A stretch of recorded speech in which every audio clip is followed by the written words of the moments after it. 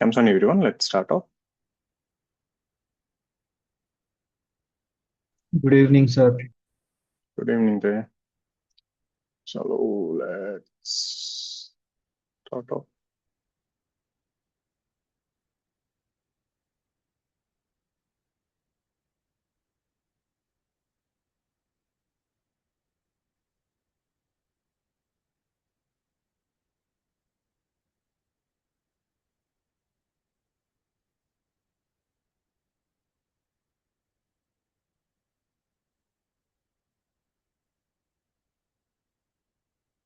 Okay, so others comes on. The last thing that we did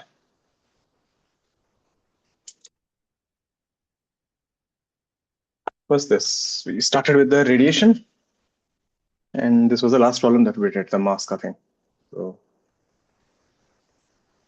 let's go ahead with one more question.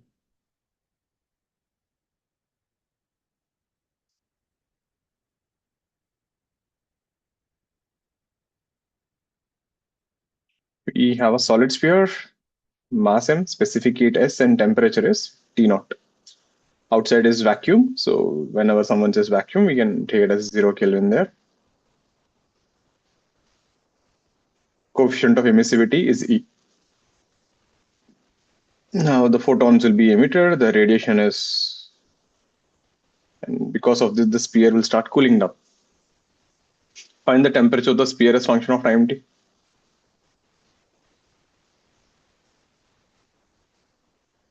The solid sphere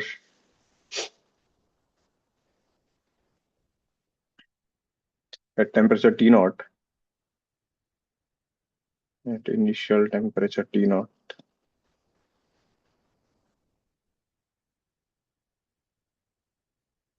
emits radiation.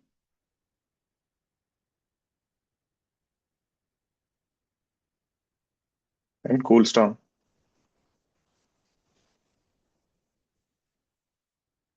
Find the temperature as function of time t.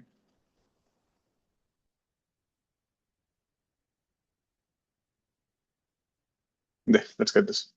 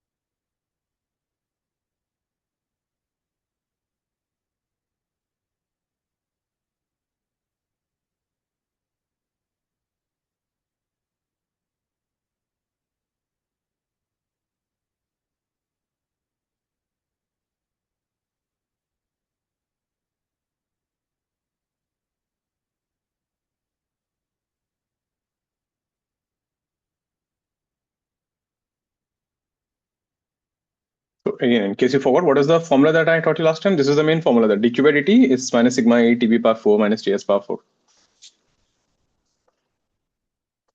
The minus sign simply indicates you're radiating heat out. So that's the physical significance there.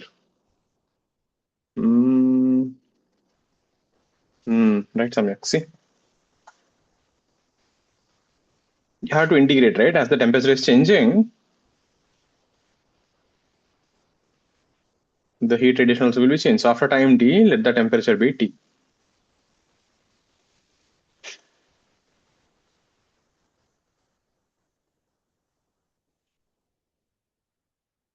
Then dq by dt is equal to minus sigma a e t power 4, but dq is nothing but ms dt. That comes from calorimetry. Minus sigma a e t power 4. So bring dt by t power 4 is equal to minus sigma a e by ms dt. Integrate this. Limits will go from initial temperature T naught to T, 0 to T. Then you integrate this thing, and this would be T power minus 3 plus minus 4 plus 1. That's T power minus 3 minus 3. Limits will go from T naught to T minus sigma AE time by ms. So if you substitute here, you will end up with 1 by T cube, 1 by T naught cube. Sin minus that, it will be 3 sigma AE by ms. That's your answer. Clear with this?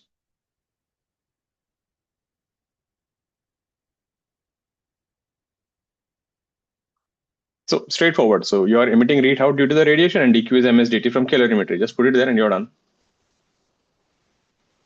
All got this thing. Next one. Clear, na, Trishi? Vedika? Clear with this? Let's go ahead with the next one. We have a spaceship.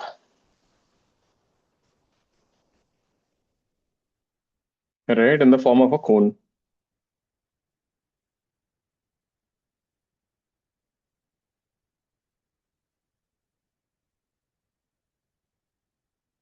The base is made of a hypothetical material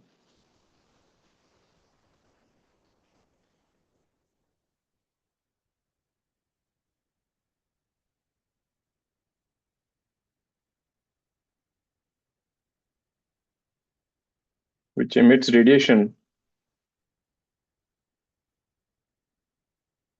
perpendicular to the surface. Or I could say actually 10% of the photons are coming out perpendicular to the surface. But okay.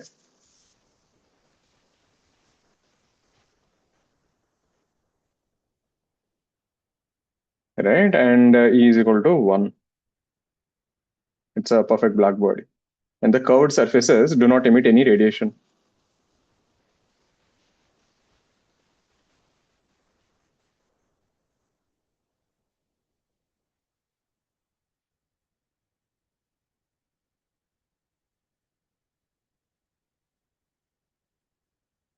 So we have a spaceship like this. So this is made of some hypothetical material here. This is emitting photons.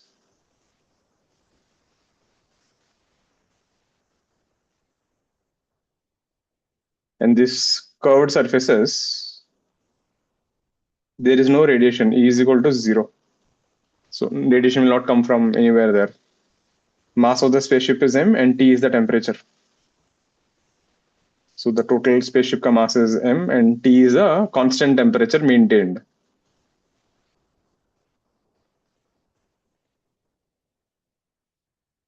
So maybe there is some kind of a heat engine inside which is generating the heat to maintain the temperature. Because if you just keep radiating heat, eventually everything will cool down. R is the radius of the base, and height we don't need anyway. Right? So you can assume this whole setup is in vacuum. Neglect gravity. Again, I'm taking a lot of approximations.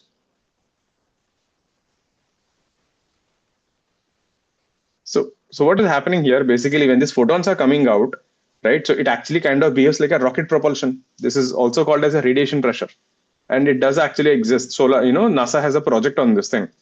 They call it a solar sail. So if you remember, normally a wind sail uses wind to take the ship forward. A solar sail, right, uses the sun ka radiation, like the wind ka sail, and it when the radiation hits the sail, actually you get pushed forward. So this thing has some kind of a rocket propulsion ka behavior. In case of a rocket propulsion, we are ejecting gases. Here we are ejecting photons. It behaves like rocket propulsion.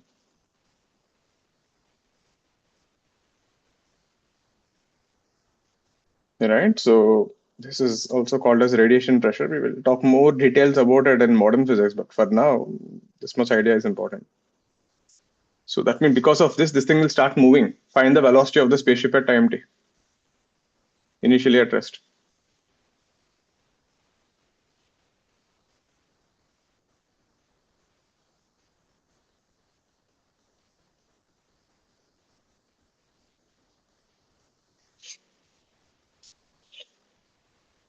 Take a minute. Let's see how will you figure out why it is moving. What is making it move?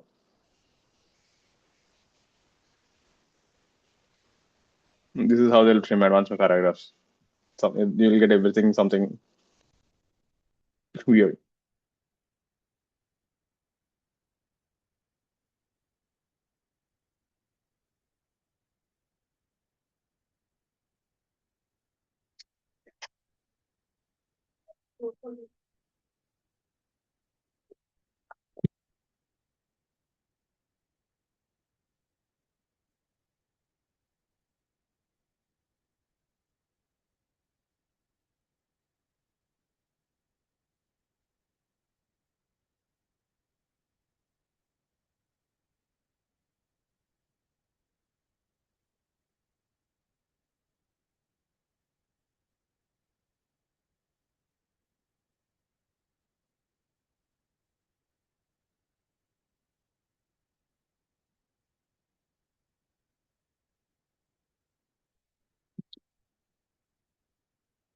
Hmm.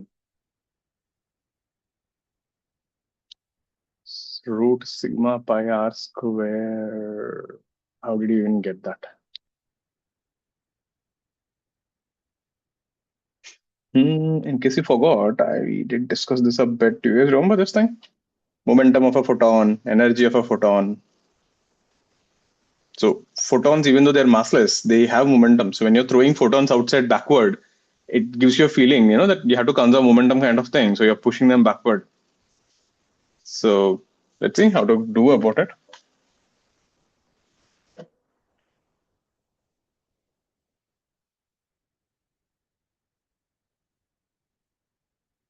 So let's start like this thing. Now, we don't know how many photons are coming out. Let n photons come out every second.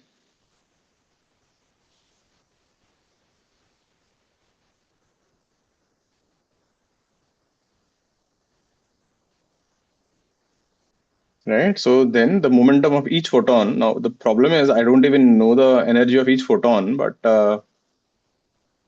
it doesn't matter. It works out. So momentum of each photon would be h by lambda. Right? So h1 by lambda 1, h1 by lambda 2. So let's assume for simplicity, it is monochromatic. So, but what I can do here, I can multiply and divide by c. So then total momentum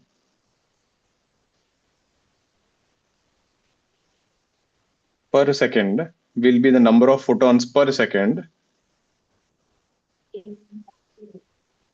into h by lambda. But we know from Newton's second law, total momentum per second is nothing but force. This is n h by lambda, multiply and divide by c.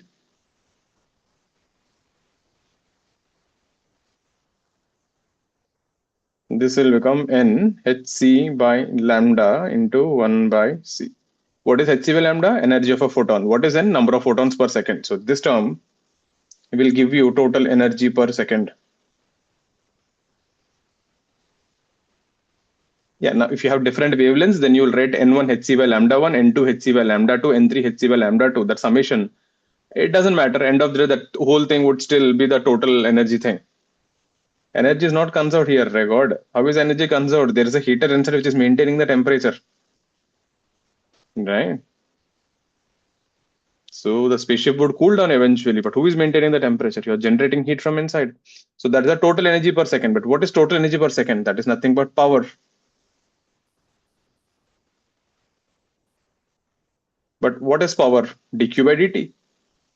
Right? So here the power emitted by this disk. So all this power that you're emitting is in the form of radiation, is nothing but sigma a e t power 4. So the force will be sigma area E T power 4 by C. This is your force. I know Eka value pi r square. I know Eka value which is 1 and everything. And I know force is equal to mass into acceleration.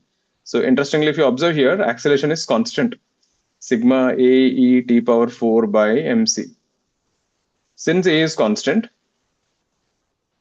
because you're maintaining the temperature, acceleration does not change. So I can simply say V is equal to AT. You're done. Is this clear, everyone? Again, not difficult to solve once you figure out what is happening. So the starting part, right? The photons are acting like a mass ejected, and from there and all, that's the main thing. Once you got this, then you're done. Now, why don't you see this in real life? Just look at this thing. The sigma here in the numerator is 10 power minus 8. Speed of light in the denominator is 10 power 8. So that itself will give you 10 power minus 16. So the value is very, very small. So it's almost negligible. Like that is the reason you don't experience this in real life. But it does exist. Is this clear, everyone? So you can play around like this now. So that is just putting that. And you can't conserve energy here. I can even ask you this question. How much heat is generated by the generator inside? So heat generated by the generator will be the kinetic energy of the spaceship plus the total energy emitted by the in the form of radiation. So energy is being generated inside. The heat is being produced continuously somehow. We don't know how. So energy is not conserved here. Is this clear, everyone? Any doubts on this? Samya, clear? Ovia, Param, Arya,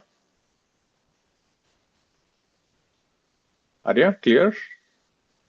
Yes, sir. Aditi, Advait, Srihari, perfect. Next one. This is a good one. I'll show you a variation of this. So first thing, we'll do a simpler version. This would be a simple mains level one. We have three large parallel plates very close to each other.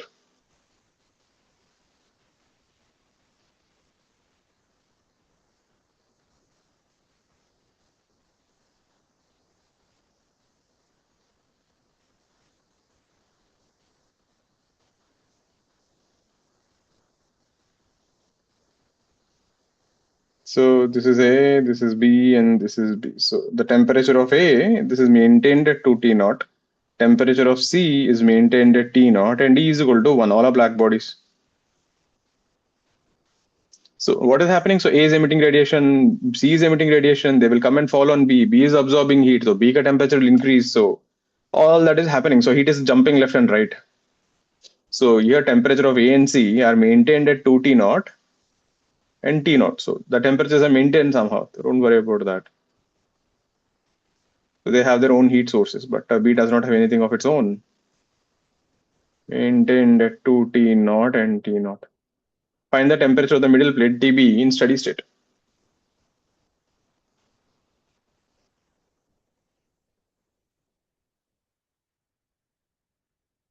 And how much heat is flowing from A to C, heat per second between the plates in steady state. So heat is actually flowing from A to C, right? So how much heat is flowing in steady state?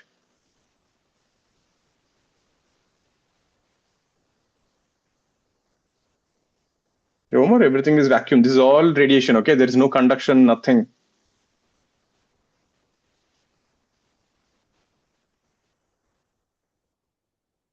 So plate 1 and plate C are emitting photons, and B is there in the middle blocking the photons. So E is equal to 1, so perfect black body. So they absorb all the photons that are incident on them.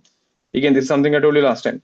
A black body will simply absorb everything you give. It does not mean it cannot have its own emission. After absorbing, it will emit its own radiation. So this would be a mains level question if I just ask you temperature of the plate B. I'll show you a variation of this in advance. So first, let's get this.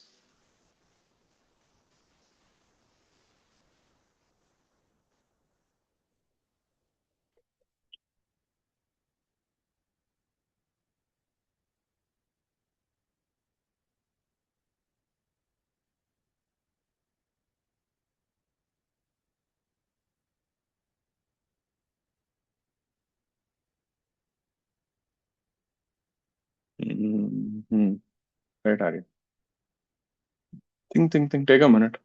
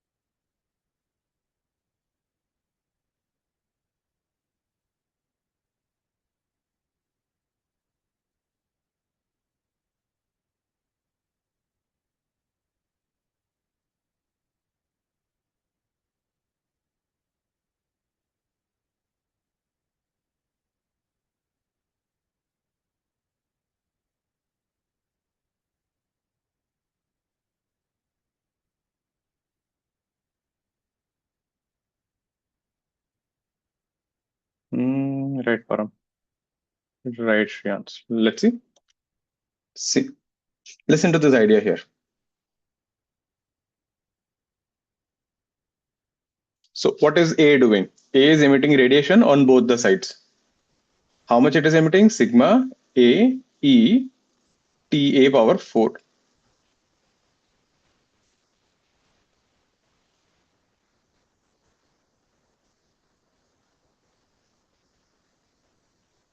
Sigma A 2 T naught power 4 to the right side. It is also emitting to the left side. We don't care, but yeah, I'll just draw it for the sake of doing it. 2 T naught power 4. Remember, in the formula, sigma A E T power 4, A is the total surface area. So for a plate, the surface area is A and A. There are two areas, so it is pushing on both the sides. Similarly, this guy is also emitting radiation sigma A E T naught power 4. This is also sigma A E T naught power 4. Now all this radiation will go and fall on this plate. Why? Because these are large plates and they're very close to each other, so everything will fall. And what will plate B do? Plate B will not keep quiet. Plate B will have its own temperature, so it will emit its own radiation, sigma A TB power 4. Again, E is 1 here, sigma A E TB power 4. So the simple logic, since it is a steady state, whatever heat is coming to the B must be equal to the heat leaving to the B. Heat inflow to B must be equal to the heat outflow from B because of radiation. So how much heat are you getting? You're getting sigma AE 2T naught power 4 plus sigma AET naught power 4 is equal to 2 times sigma AE TB power 4. Sigma E will cancel. You will end up with TB is equal to T naught 17 by 2 to the power of 1 by 4. Is this clear, everyone? And how much heat is flowing between the plates? So look at between the plates. Okay, how much heat is going? Left to right, this much heat is going. Right to left, this much heat is going. So the net heat flow between the plates, so this heat flow is sigma AE 2T naught power 4 minus sigma AE TB power 4. So this much heat is crossing the plates. And if you want to calculate, this also will be the same. That is also equal to sigma A TB power 4 minus sigma A T naught power 4. So this is the heat which is crossing between the plates. Is this clear, everyone? So again, that's a simple steady state. That's the meaning of a steady state, isn't it? Whatever heat you're getting, you should be rejecting all that heat. You should be emitting it out. Or else the beaker temperature will keep rising. Any doubts on this model? So if they ask you for the temperature, that will be a decent means level question for the temperature there. dq by dt is sigma. Yeah, you can simplify that. You can put TB ka value there and you can finish it off. All clear with this? Now the actual question. This is important. This I have been teaching from few years, and this thing came in last year advanced exam. Exact question. Again, I keep saying it's not because we predict questions or something. You do so many models, something will pop up.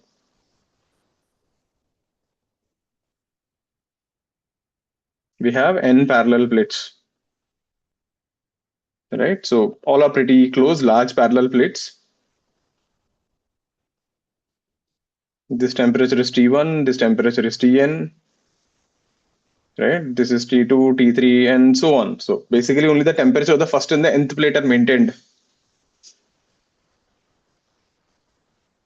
N parallel large plates.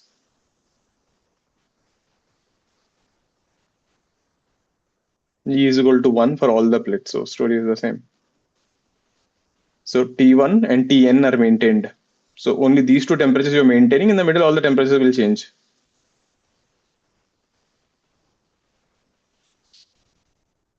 Find the temperature of the 50th plate. I can say find temperature of the plate P. P is a plate in the middle. I'll just give you a number. Find the temperature of the 50th plate.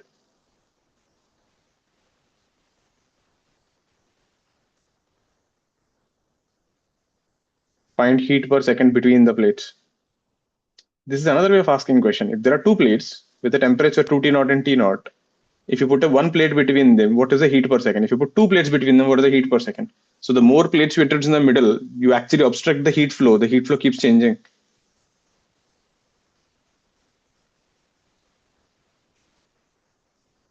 Get it? It's the same as the previous one, but I just bumped up the number of plates. So I will do for a general mth plate, okay? M or P plate. But yeah. How do we handle this? Idea is the same, but there are now n plates.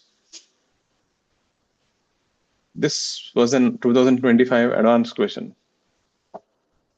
And this was taught in the class notes also. Most of your seniors did remember. There are few idiots who didn't remember.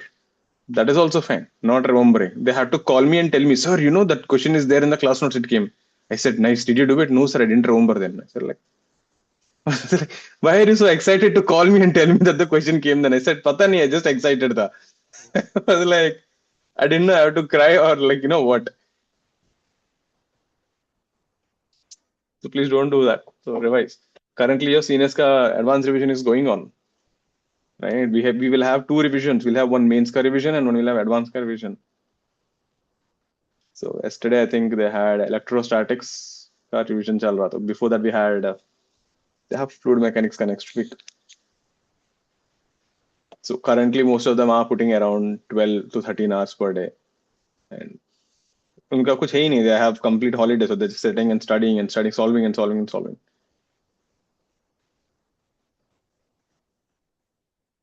The first mains is important. People who got 99% in the first attempt, they're very relaxed. They're just focusing on advanced. People who got little less, 98, 97 now, these people are fighting for mains 2 now because mains 2 is coming up in April. Schedule is very tight. April 1 to 8, you have JEE mains. April 10 to 16, you have CET. April 17 to 19, you have BITS. April 20, you have UG exam. Gap in hai. It will be the same for you guys next year also. So how do we handle this when you have N plates?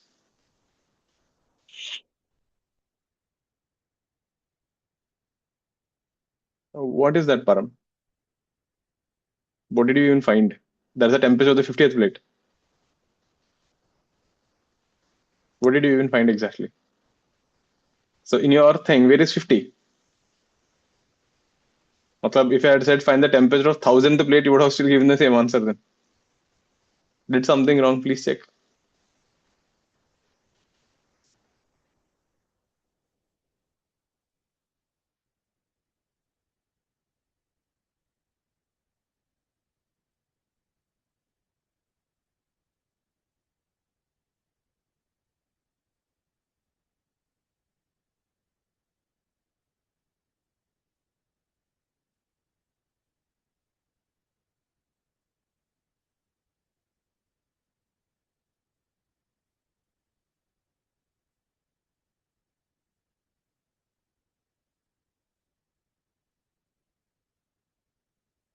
Let's see. Answer is not that bad, but yeah, maybe typing is difficult. Listen, uh, since it is in steady state, this is the idea there. So this guy is giving out how much heat? Sigma A E T1 power 4. Let the temperature be 2, let the temperature be T3 and so on. So this guy is giving out how much heat backward? Sigma A E T2 power 4. So again, this is giving how much? Sigma A E T2 power 4 and this guy is giving back Sigma A E T3 power 4 and so on. Now, what is the heat flowing between the plates? So the heat flowing between the plates,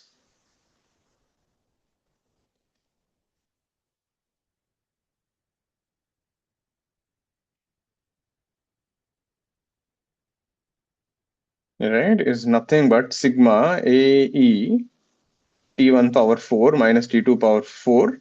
But this is also equal to Sigma AE T2 power 4 minus T3 power 4 because it's in steady state, isn't it?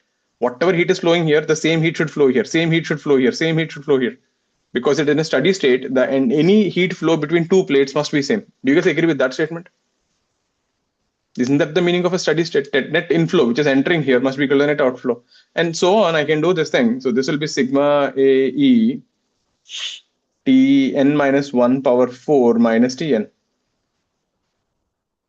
Now what I can do, that means Sigma AE T1 power 4 minus T2 power 4 is H. H is the heat flow per second. Sigma AE T2 power 4 minus T3 power 4. That is also H. And you can keep on doing this. Sigma AE Tn minus 1 power 4 by Tn power 4 is also H. It's a telescopic function. When you add all of them, T2, T2, T3, T3 all will cancel. Tn will cancel. You end up with sigma AE T1 power 4 minus Tn power 4 is equal to n minus 1h. Be careful. Look at the number here. 1, 2, 3, n minus 1. These are only n minus 1 terms. There, you're done. So you got the heat flow per second is sigma AE T1 power 4 minus Tn power 4 by n minus 1. E is equal to 1. So this is the heat which is flowing between the plates. It does depend on the number of plates. So if you have 10 plates and 20 plates, the heat flow will actually keep changing. The more plates you keep, the more it will get blocked. Clear with this? Now, how do you get the temperature of some plate in the middle? Now, same argument, okay? So if I take between directly 1 to the mth plate, so listen to this thing again.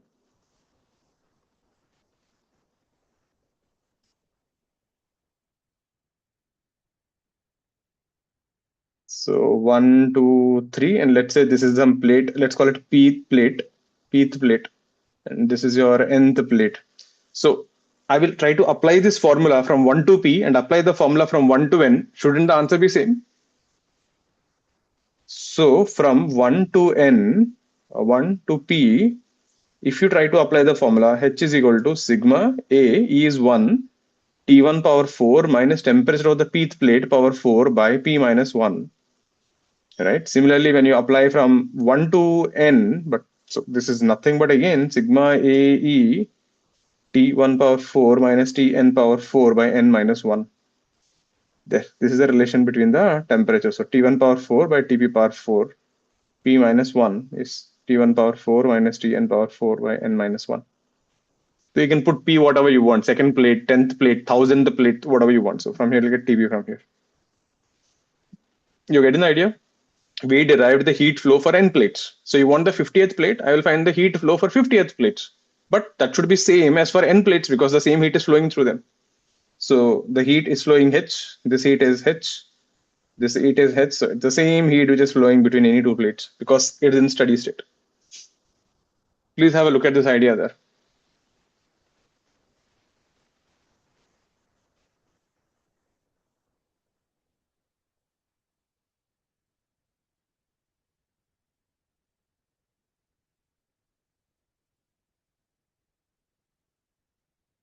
All favor this? Any confusion, anything you're not convinced, yeah, please ask. So this is one. So yeah, you can take an example and they can ask a question of this sort. They will say there are two plates, temperature is 2 T naught and T naught. And let's say heat flow between them is H1. Now you introduced two more plates in the middle. And because of this plates, the heat flow becomes H2. They can ask you, find H1 by H2. Can you do it? Get this? E is equal to 1. E has to be 1, huh? So things will get messed up because if E is not equal to 1 means what? Whatever heat is falling, everything is not getting absorbed. It will reflect back also. So then the calculations will become a little more messy. Can you do this? If you have two plates and the heat flow between them is H1, if you introduce two more plates in the middle, the heat flow will change to H2. Find H1 by H2. Yeah, this is the formula for n plates. You can write it down if you want. You need this. So direct formula substitution, nothing much. Right, okay. Yeah.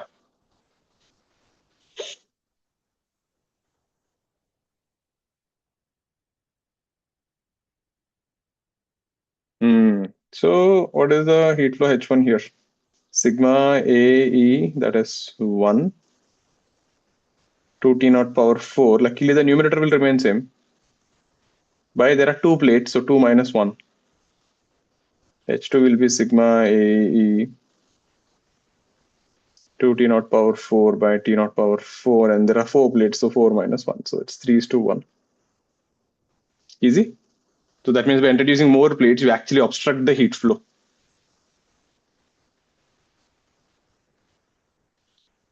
All clear with this? So this is for parallel plates, okay? Now you can do something even better. So I think if they want to ask you now, they won't ask you this question anymore because it is already asked. So if they want to ask something similar, then you can upgrade it. They are the kind of questions, they'll put in paragraphs.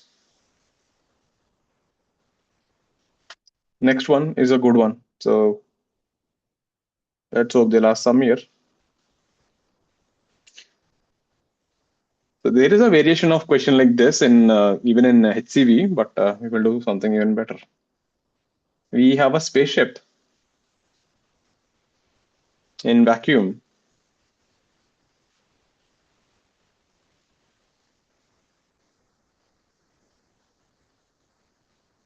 Is maintained at 500 Kelvin due to heat generated by internal operations. So maybe the spaceship can inside because of the engine, whatever is the reason, the temperature, right? So it is generating some heat, it is radiating out, and the temperature is maintained.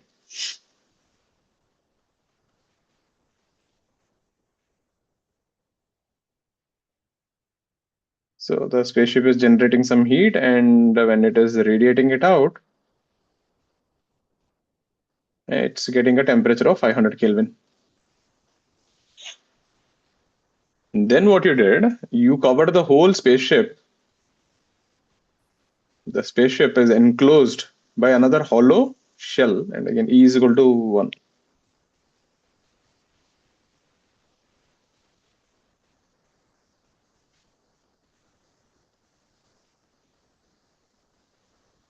It's like putting a blanket, hollow shell of radius 2r. Think of it like this: when you're sleeping without a blanket, you start feeling cold. So your body temperature will drop a bit. But when you put your blanket, you suddenly feel warm. So this same spaceship, what you did, you went and you put a big hemisphere around it. इसका radius 2r था. Now something happens. Because of this shell, some of the energy will start getting reflected, whatever it is getting will come back. Now, because of this, the temperature of the spaceship will change. So find the temperature of the shell and the spaceship in steady state. So the shell is thin or is it like thick? What do you think? Sir, I'm not sure. Think ना exam इतना ही पूछेंगे. What will you do? Who will you ask? The invigilator. Suppose your logic, if it is thick, then what they should have given? K or something like that. What they should have given? The thermal conductivity. Thermal conductivity से क्या करोगे? This is all radiation. अरे I if it don't is know. thick, they'll give you the thickness ना रे God, inner radius and outer radius. Hollow shell. Okay. I thought maybe it's directly connected to the spaceship. It's a 2r का thing रे. How it will be connected? So like inner radius R and outer radius 2R. The spaceship is enclosed by a hollow shell. Either your English is bad or you have a very bad imagination or my explanation is bad. One of them. But they'll not give you more than this. Example, you can't fight. मतलब हो गया. It's a hollow shell. Done. Discussion. If the shell has thickness, they will mention it. They didn't mention it, so why are you taking thickness? Don't make your life. See, if it is a shell with thickness, the picture ऐसा दिखेगा. And they'll give you radius 2a and 3a. That is how it will be a shell with thickness. Right? Okay, sir. Do it. I know a picture is not great, but yeah. Did you guys get the question? What is happening? When you take the spaceship and just leave it in the space, it will get a temperature of 500 Kelvin. Now you brought a big blanket, big sphere, and you enclosed it, concentric, right? And then something happens. Now that shell on the outside will actually not let all the heat flow out. Something happens. The spaceship ka temperature actually goes above 500. It's like when you're sleeping and you put a blanket, you start feeling warm. So find the new temperature of the spaceship and the shell. This is a pretty good one, but this question, right, when they ask you, they're going to explain you something more, but first you give it a try and then I'll teach you. You need a certain concept to do this. But temperature of the shell you can find.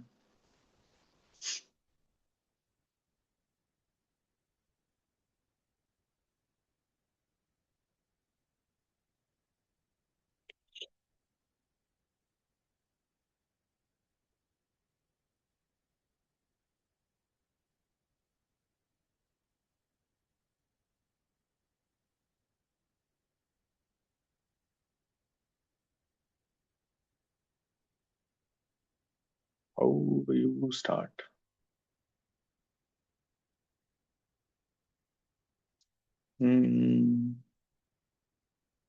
Start with, how much power the spaceship is generating. E is equal to 1. Everything E is equal to 1. Anyone didn't understand the question? Any other confusion in the data? Please ask me.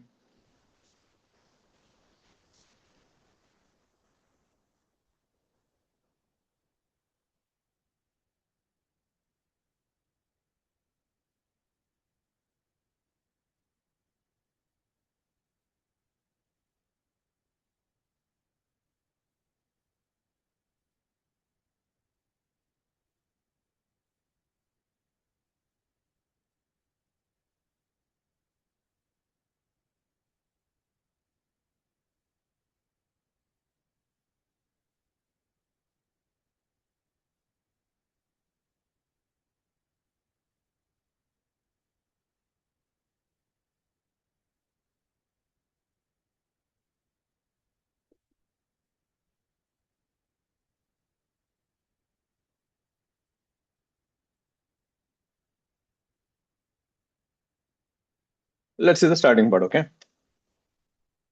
So initially the spaceship is there. The spaceship is generating some heat. I don't know how much it is. And you're radiating heat out. How much is the heat radiated out? So the power radiated by the spaceship,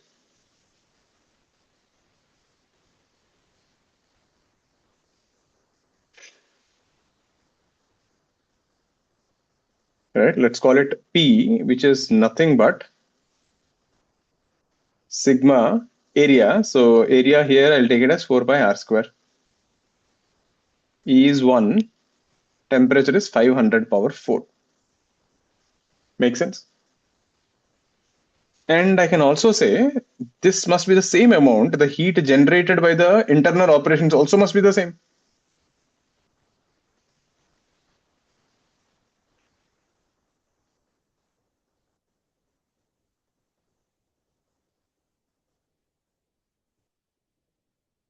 Do you guys agree with this?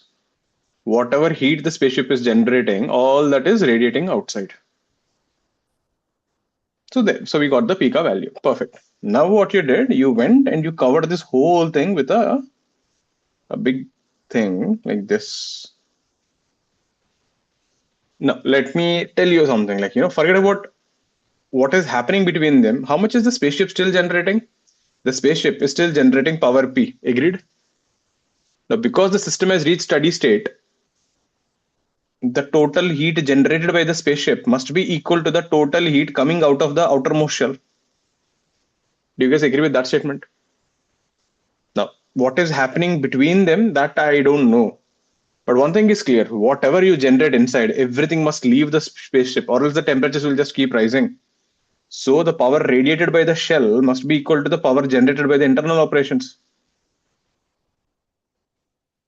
Because if you take the whole thing as system, power radiated by shell must be equal to the power generated by internal operations. I'll just say power generated by ship. So how much is power radiated by the shell? Remember, the radius has become 2a. So sigma area becomes 4a. E is 1. Temperature of the shell, power 4. The power generated by the spaceship is sigma A 500 power 4. Sigma A will cancel. We end up with temperature of the shell will be 500 by root 2 Kelvin. There, please have a look at this. This is the temperature of that outer shell.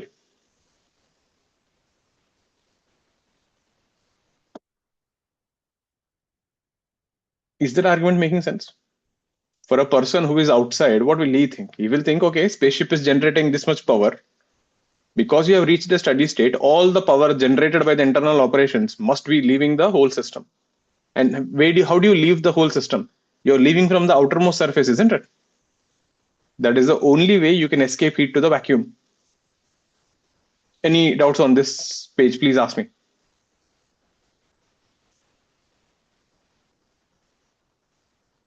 Cams on, everyone. What do you guys think? Aditi? Clear? Param? Param, clear with this? Param, are you there? You got disconnected, I guess. Samyak? Arya? Yes, sir. Clear, na? Now, what about that temperature of the shell? Now, there is a small problem, okay? So we need to know a certain concept here. We call this thing view factor. So what is this view factor? So if they ask you something like this, they will explain you a bit of it in a paragraph. Or they might not explain also. So but let's see. So what is this view factor? It is simply, right, it measures how well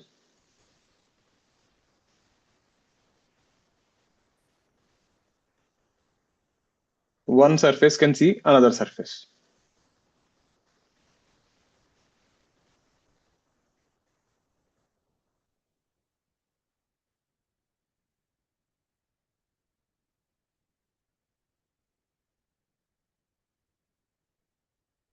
Right? So what do you mean by this exactly? Look at the problem. I'll tell you what is the issue we are facing here.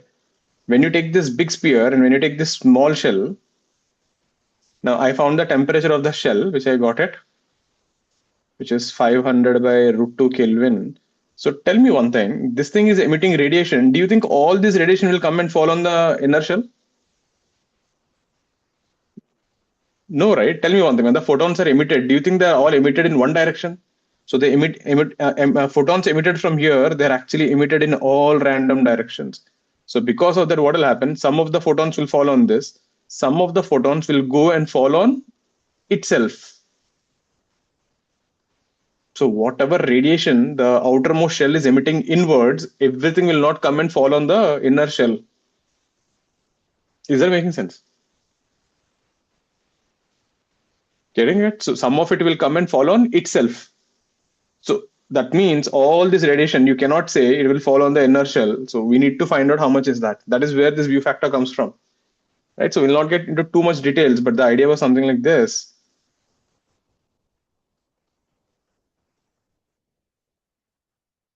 Right? So photons emitted by the inner surface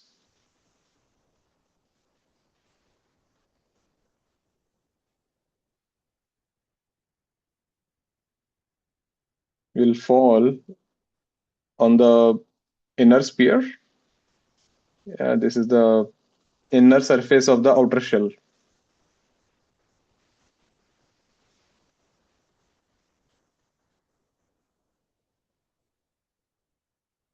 Fall on itself and the central sphere. So it's actually spreading out. So the question, this is called a view factor. That means if someone is standing here, so think of like this.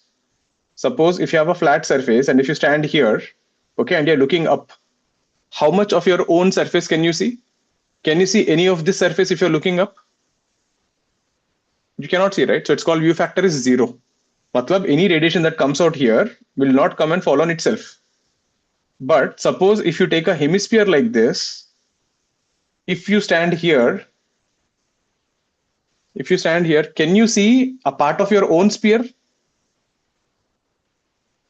समझ में आ रहा है? So if you're emitting photons here, some photons will go outside, some photons will go and fall on itself. Is that making sense? So all the photons will just not go and fall on this thing. So the formula for this thing is, so the power received by the inner shell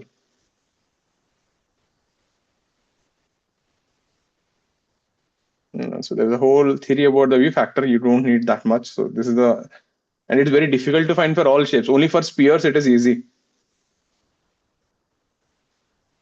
This is the power by outer shell. So basically it depends on surface areas into 4 pi small r square by 4 pi capital R square. So this is a small r and this is your capital R.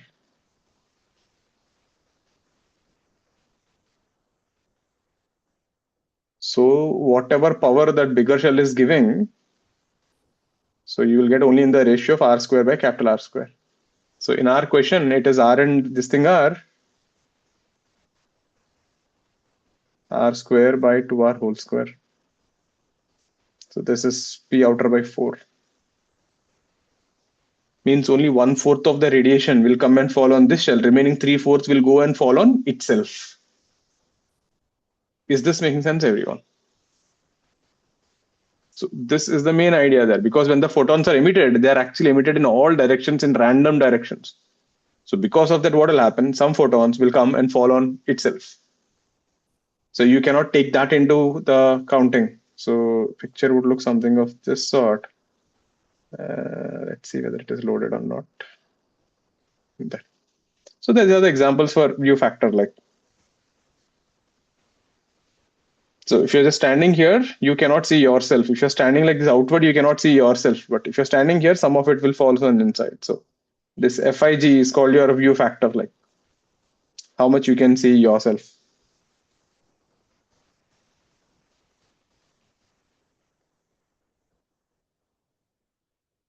That's it. So this much idea you should have. Any doubts on this view factor?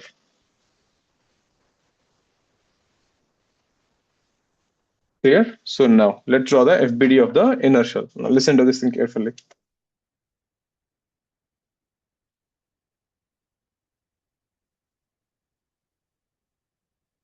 So we are studying the inner shell, okay? So step one, first thing, the internal operations are generating power. How much? P, right? So this much power is coming P from here, from inside. And how much is the outer shell giving? The outer shell is giving P outer by 4. That is coming and falling on this self. The remaining is going and falling on itself. So we don't count that. And in this process, how much are you emitting? You are emitting, again, sigma AE, temperature of the inner shell, power 4. So just to draw the picture, see this is how it looks. So you're getting heat P from internal operations. You're getting P outer by 4 from the outermost surface. So this is the total power received, and this much heat is escaping out. Sigma AE, temperature of the ship, power 4. So P plus P outer by 4 is equal to sigma AE T ship power 4. But what is P? P is sigma A 500 power 4. This is your internal operations.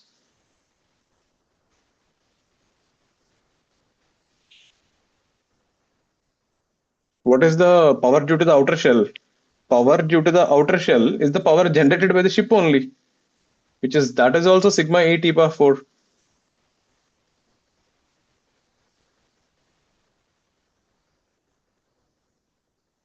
This is sigma AA T ship power 4. Sigma A will cancel everywhere. Then you end up with T ship is equal to 5 by 4 whole to the power of 1 by 4, 500. This is the temperature of the spaceship because of that covering. Is the idea clear, everyone? So the main idea here is the view factor. Most people miss that out. Like, all that energy will not come and fall on this thing. So this will be 3p by 4. So whatever heat that the inner surface is emitting, some of it will come and fall on itself. You do not count that.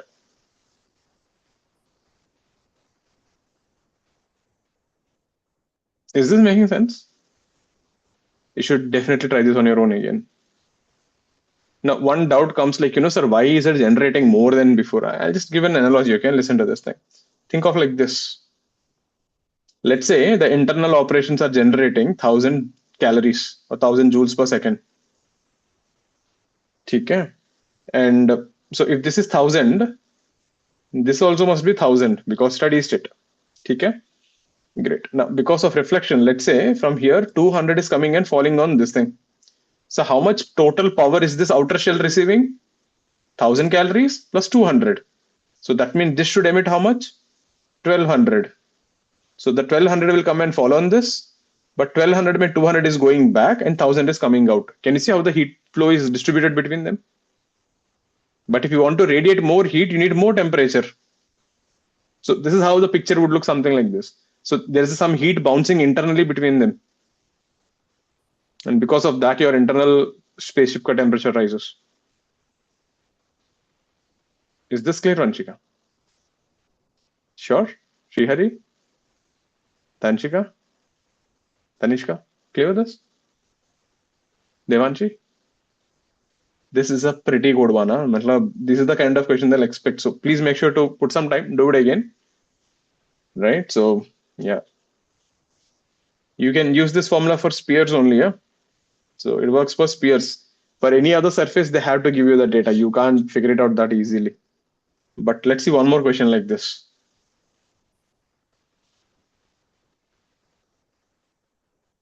We have a hemisphere.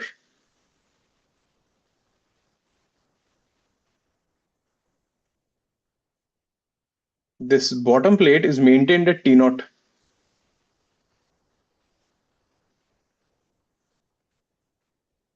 Right? E is equal to 1. So basically, an hemisphere,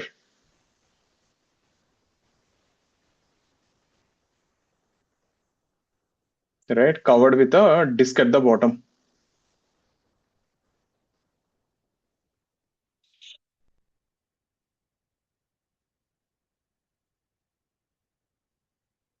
Right? So the disk or the base is maintained at temperature T naught.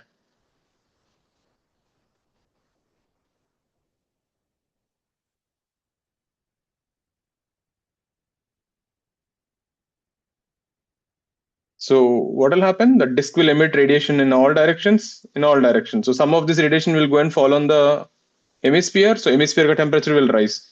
Then hemisphere will not keep quiet. Hemisphere will emit its own radiation. So eventually you'll reach a steady state. Find the temperature of that curved surface after in steady state.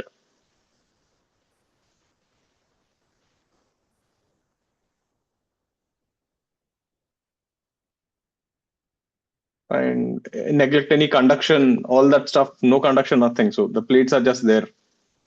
Find temperature of hemisphere in steady state.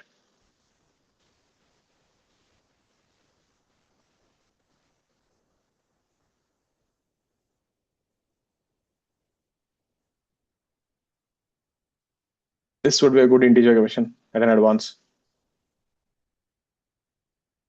Is the question clear? You got a hemisphere, radius r. The bottom is sealed with a disk. So it's a closed figure. You are maintaining the disk temperature is T naught. E is equal to 1 for all surfaces. So the disk will emit radiations in all directions. So the photons will go and fall on that hemisphere. Hemisphere will get heated up. So it will emit its own photons. At some point, you will reach a steady state. Find the temperature of the hemisphere in steady state.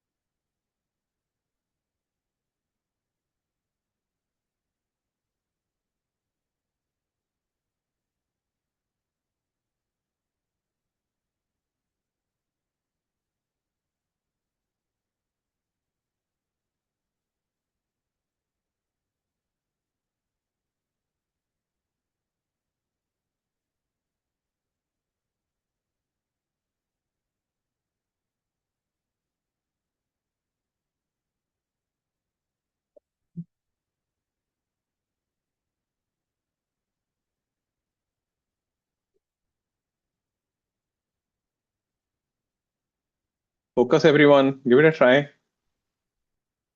How do we handle this?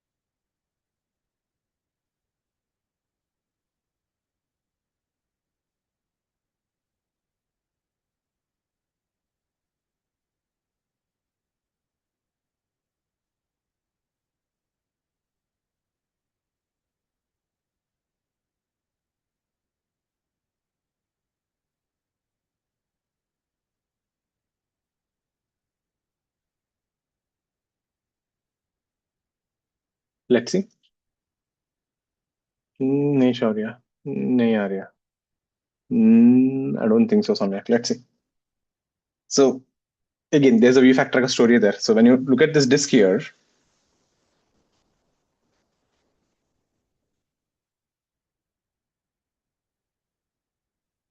tell me one thing. The disk is emitting radiation here. How much? Remember, for this thing, everything just comes out in every direction, okay? But still, nothing will come and fall on itself. So the total energy emitted by the disk is sigma AE, right? So here the area will be pi r square. So sigma pi r square is 1 T naught power 4. So you're emitting that side. You're also emitting outside, but that doesn't matter. So all this radiation will go and fall on the hemisphere. Now, if you draw the hemisphere, now look at this thing. Be careful here. If this point, let's say it is emitting photons. Now it is emitting photons in all directions. Do you think all these photons will come and fall on the disk? Some of the photons will go and fall on itself, isn't it? So listen to this thing. That means from here, if you draw a line from any random point to this point and this point, this will be always 90 degrees. Do you agree? Every point on the hemisphere makes 90 degrees with the disk.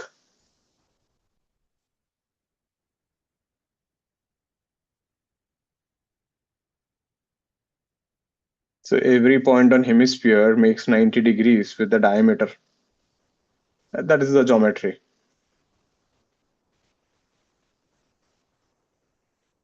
That means whatever photons you're emitting photons in all directions. Only half of the photons will fall on the disk and the remaining half of the photons will fall on itself. Does that make sense? You're getting it? The photons are emitted in total 180 degrees, isn't it?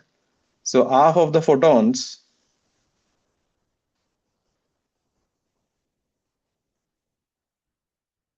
fall back on the hemisphere. They're not actually leaving, right? It is like I have 250 rupee notes, right? I'm giving it to you, 250 rupee notes. Then I take 150 rupee note and put it in my pocket, and then I give 50 rupees to you. So how much did I actually give you? I didn't give you 100 rupees, right?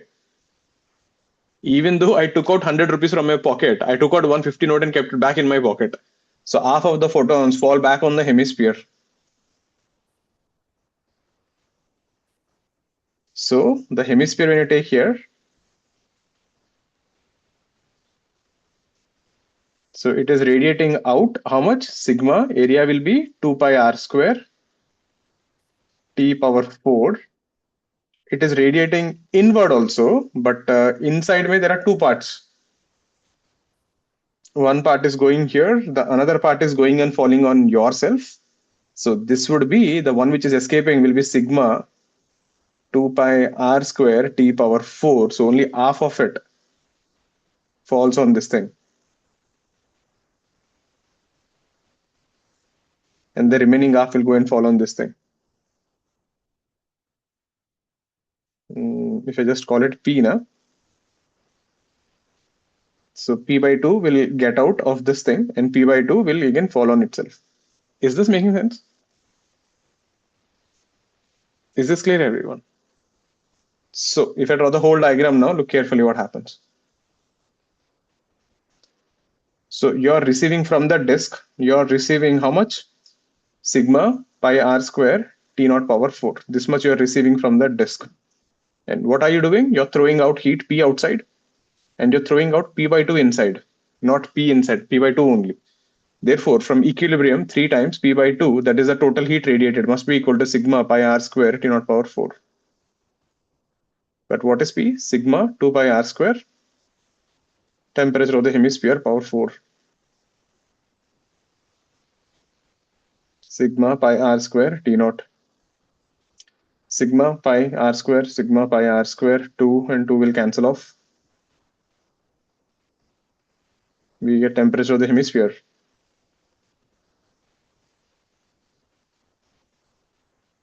Will be T naught by 3 power 1 by 4. Is that clear, everyone? Right, Utsa?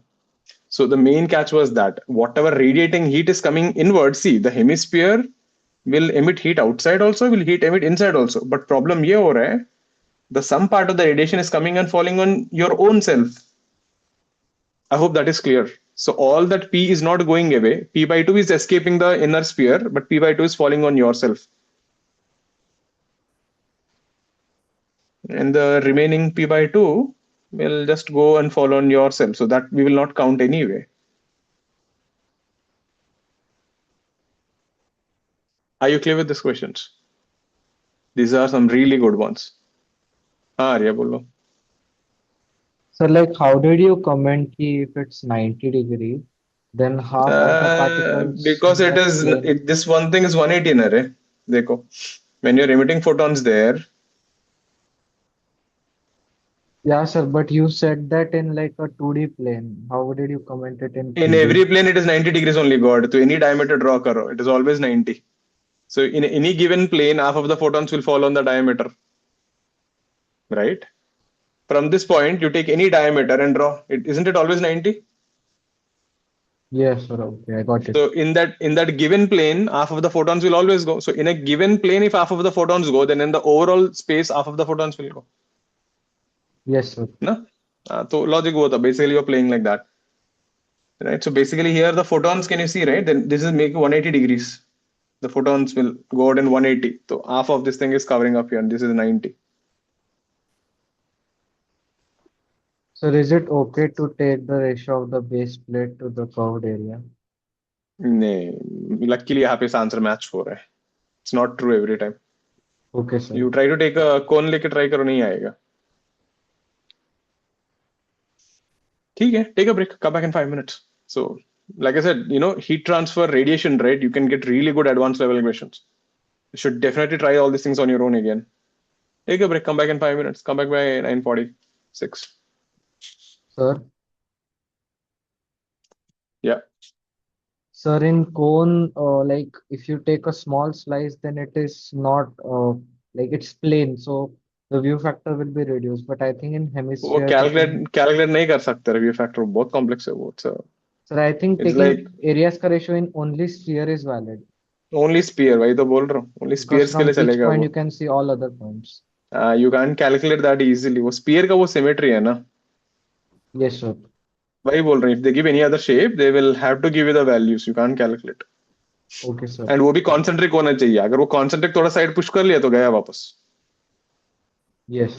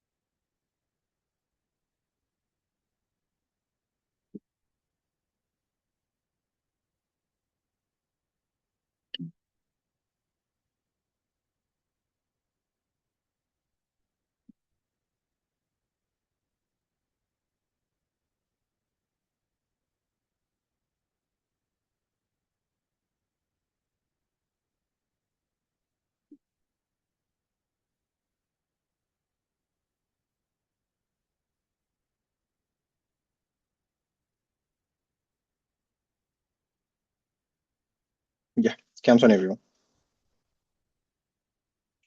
So here, right, this thing. So the Earth receives solar radiation at a rate of 8.2 joule per centimeter square per minute. This is also called as a solar constant. So this S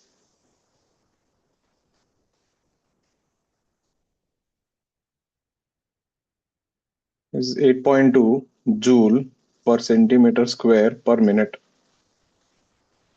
So basically, this is the intensity of the sun on the Earth. So this is the energy received by the Earth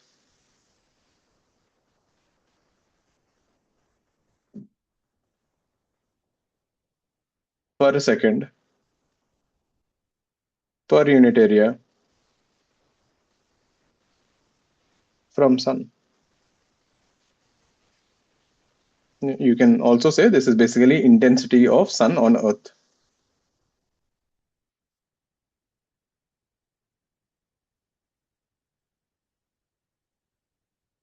So if you go out in the 12 o'clock somewhere near equator, right, and if you put a plate or something there, you can observe. So this much energy, right? If you take a centimeter square, you get 8.2 joules every minute. So that much heat is collected on it. So using this data, right, and he's saying the angle subtended by the sun on the Earth is 0.53 degrees, meaning if you take this to be the sun, now they will not give you all this data, meaning the question is there. And if this is your Earth, which looks like a small point, Earth is very, very far. So it is saying this angle subtended is theta. Theta is 0.53 degrees. It's very small. That's it. You know only this information. Using this information, calculate the surface temperature of the sun. Let's see how you handle this. This is how actually find the this is one way to figure out the temperature of surface of the sun. And others do keep your cams on.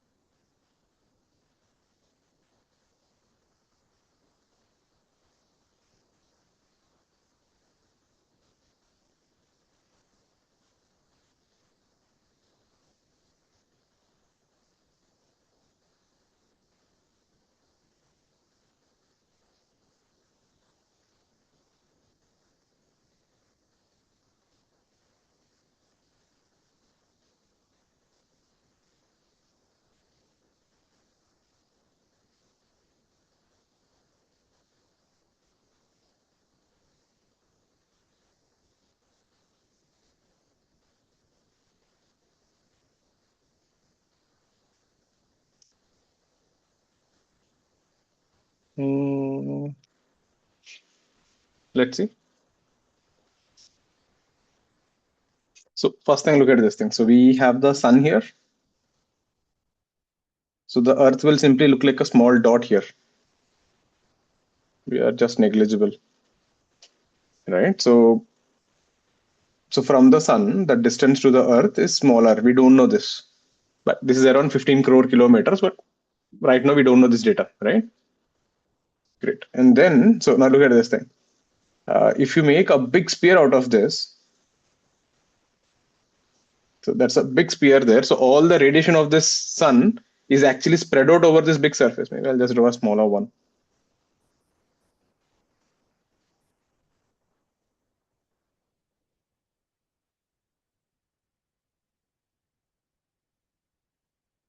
Let this radius be r. So the sun is emitting some power. So the power of the sun is nothing but sigma AET power 4. So this much power is coming out of the sun every second. And this much power is spread over an area of the 4 pi r square. It is going in 3-dimensional. Remember the definition of intensity. Intensity is power by area in which the power is being transmitted.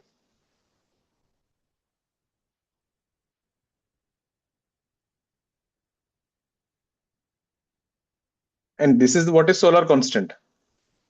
So this is nothing but sigma A. E is 1. It's almost a black body. Sun radiates like a black body.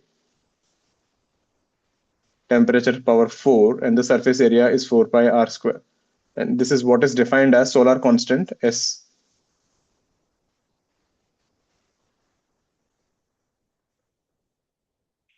But what is area? A is the area of the sun ka surface, which is 4 pi capital R square by 4 pi small r square. Now here, I don't know the radius of the sun. I don't know the distance of the sun. Right? But I know something else. So again, from geometry, if you look at the angles here, you can see that theta is very, very small. So this angle here, this would be capital R. This is small r, and this angle is theta by 2. So tan theta by 2 is capital R by small r. Since the angles are very small, you can approximate this to be theta by 2. So I don't know capital R, I don't know small r, but I know what is r by r. So solar constant is equal to sigma. This will be theta in radians, theta by 2 whole square t power 4. There. So temperature will be 4s by sigma theta square to the power of 1 by 4. Theta ka value is 0.53. 1 degree is pi by 180 radians. That should be the substitution over there. So if you substitute this, you will get the temperature of the surface of the sun. I think this thing comes to around 5,800 or something. Yeah, close to the thing. Are you clear with the process there? So you don't know the capital R of the sun, you don't know the distance of the sun, but you know the ratio of R by R. That's how you get the angle from. Any doubts on this?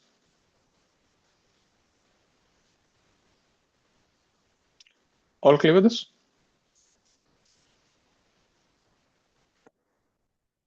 You guys should definitely revise today's class. Today's class is all like, most of the stuff is advanced stuff. The parallel plates, the view factor thing, and all this stuff. So any doubts on this? Next thing. Cube square law. Now, this is officially not there, but it's a pretty interesting concept. Did you guys ever think about this? See, what is the largest land animal that you know? African elephant, right? What is the largest sea animal you know? Blue whale.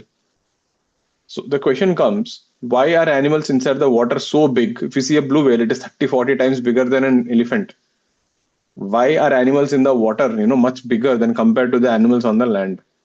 Think about this. If you have an elephant, by evolution, right, the bigger the elephant, the more stronger it is, the more stronger it can fight back the enemies better. It can take control of the herd. So evolutionary wise, it is better for the elephant to become bigger and bigger, isn't it? But what we realize, elephants after growing a certain size, right, there is a limit. Once you grow up beyond a certain level, right, elephants will actually observe, you don't see elephants beyond a certain height. So something is stopping them evolutionary there, right? So, and this cube square law, right, will explain you that is one. And this is quite an important thing. It tells you a lot of things. So let's see what is this. So cube square law. Now, if you take a very small temperature difference, let's say that delta T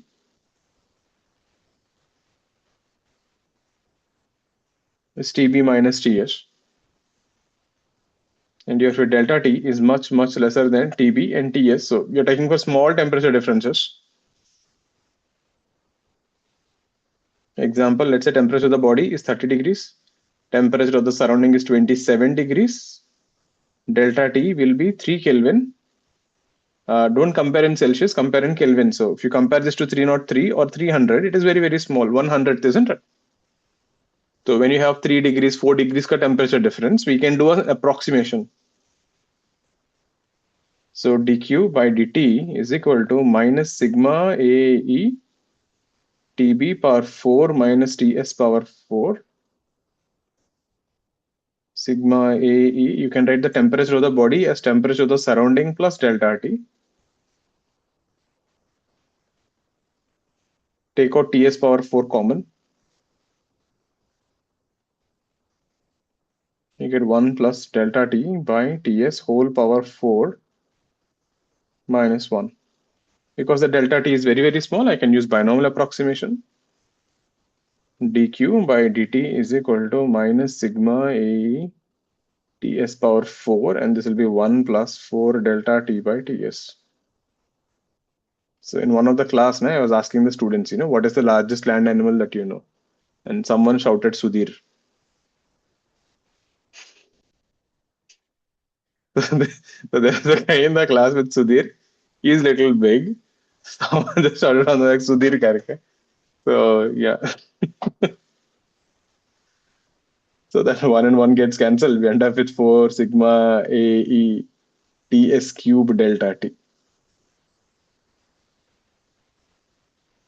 There. So if you look at this equation, right, again, for small temperature differences, what this tells you, look at this number here. This whole thing is a constant.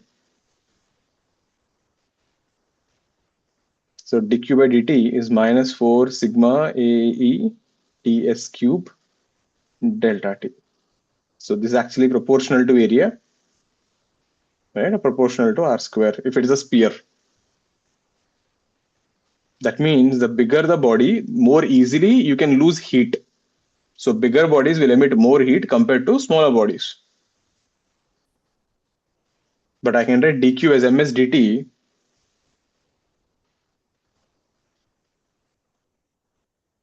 Then this formula becomes dt by d small t will be minus 4 sigma AE Ts cube by m. S is the specific heat capacity into delta T. This is proportional to area by mass. For a sphere, area is 4 pi r square and mass is 4 by 3 pi r cube.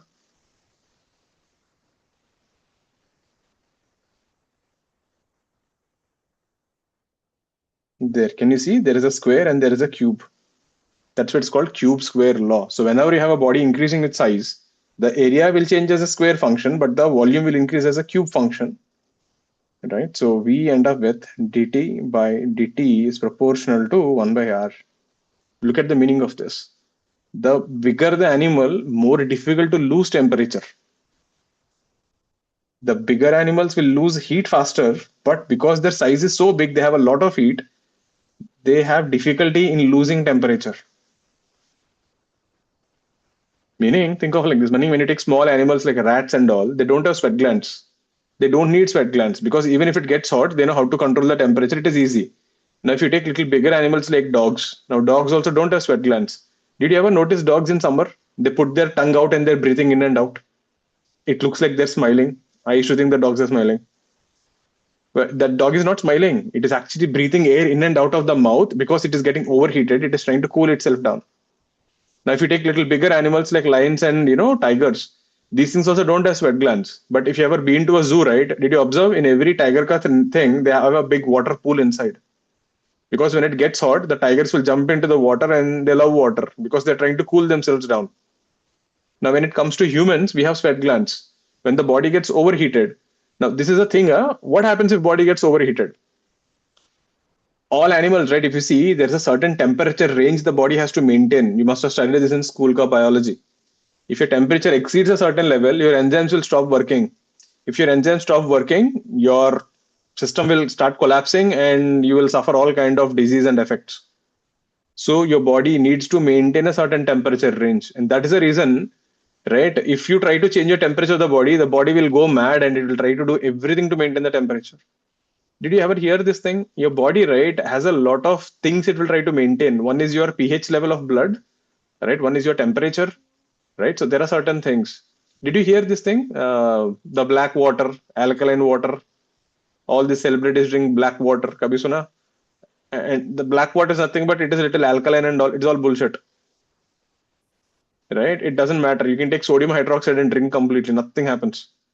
Because the moment it goes into the body, your body doesn't care about what you're drinking. It will try to maintain the pH.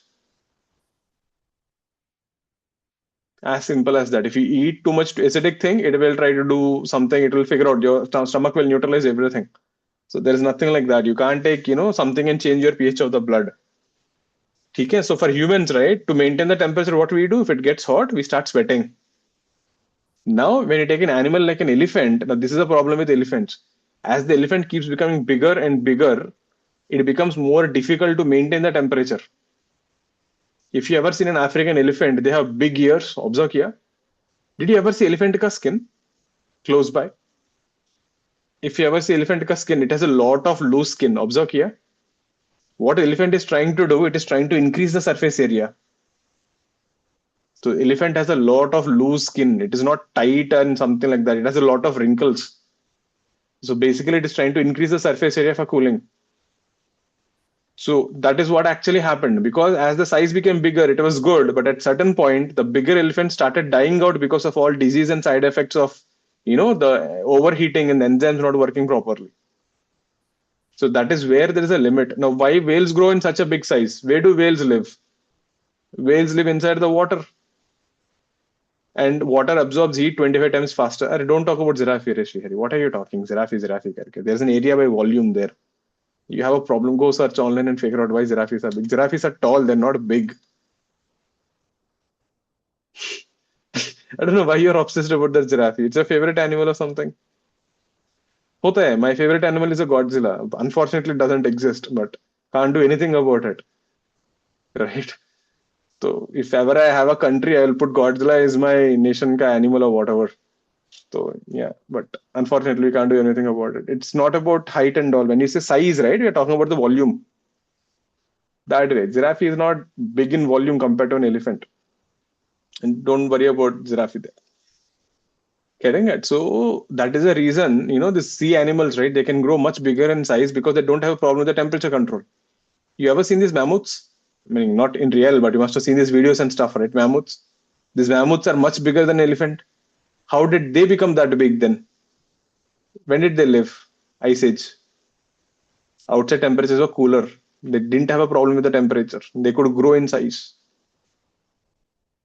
Clear with this? So this thing, right, explains a lot of things. If you're trying to design an engine for a bike, what is the problem for designing an engine in a bike? So if you're a bike designer, right, if you're designing engines, there is a law of a triangle, okay?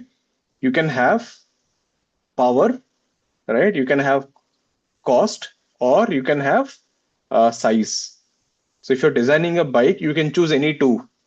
You want an engine with more power and you want the cost to be cheap, then size will become bigger. The engine size will be bigger. If you want more power and small size, then it will become expensive because you have to use special alloys so that the temperatures can be maintained. Right? So if you want cheap, lesser cost and lesser size, then the power you'll not get enough power. So normally, right, if you are into designing of engines and stuff, this is the rule. Like, you have a triangle, you can take any two. You can't have all three. You can't get a cheap engine with a high power and a small size. Making sense? So again, the reason is that only because the smaller the engine you make, right, the surface area is decreased, the temperature of the engine will exceed the core temperature. There is a possibility the engine parts will start melting. But you don't want to have a big engine. Kabhi Enfield ki engine dekha? You ever seen an Enfield bike? You saw the size of that engine, how big it is in the front. That is because that engine ka power is 350 cc. If you are using your small bike, right, like, Pulsar or something, that's 200 cc. Even if you're using something like Hero Honda, that is 125 cc. So engines are small, but they don't have enough power also. Clear with this? You ever driven an electric car? You have a lot of space. You know why? They don't have an engine. They just have two motors and a big battery. Most of the space is occupied by the battery. This is one. So if you're designing engines, cube square law comes into the picture. If you're designing buildings, cube square law comes into the picture. If you design a big building without enough surface area, the rooms which are inside the building will get overheated.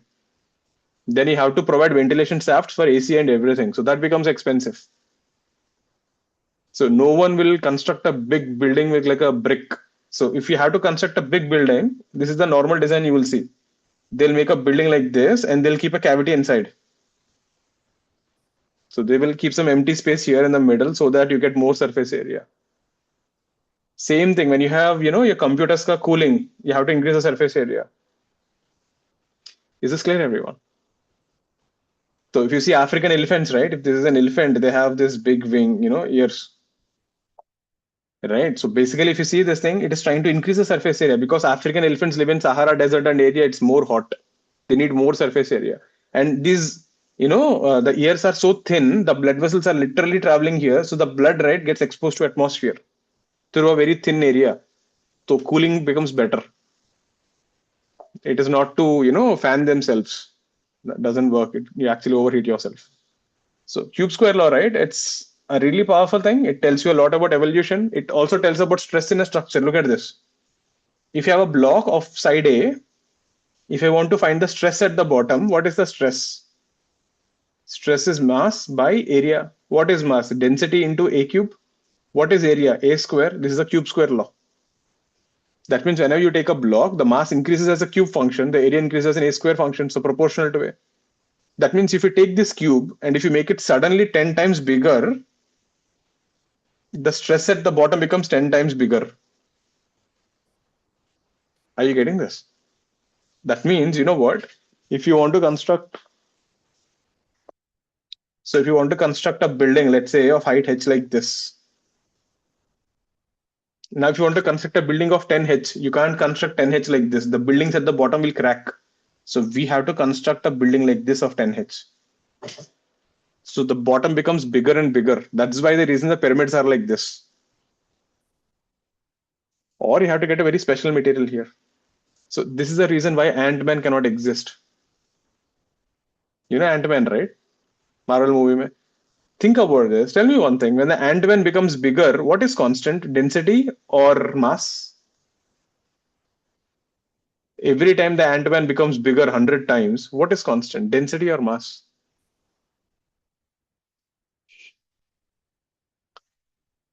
If you say mass is constant, right?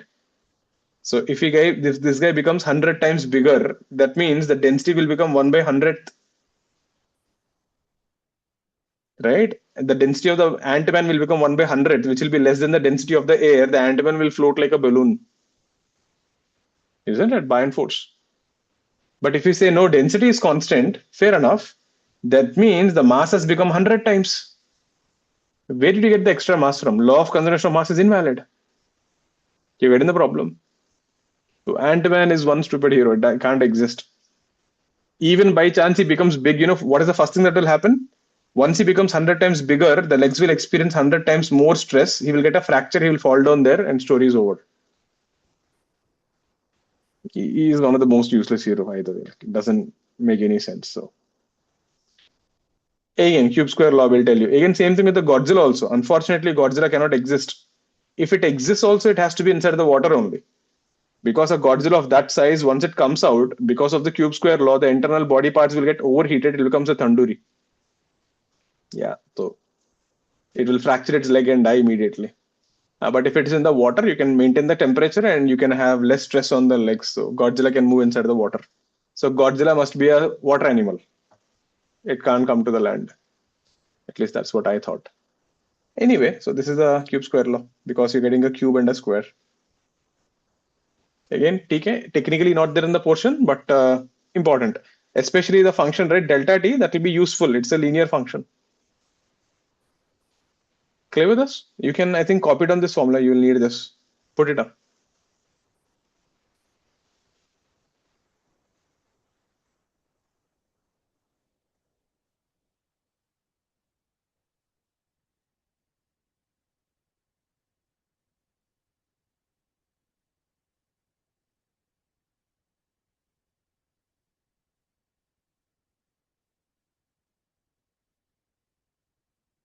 Let's see a question.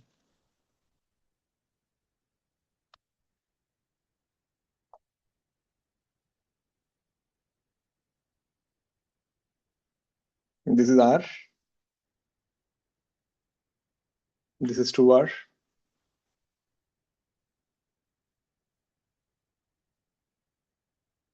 Okay, it is the same example, so there's no point in doing it. Let it be.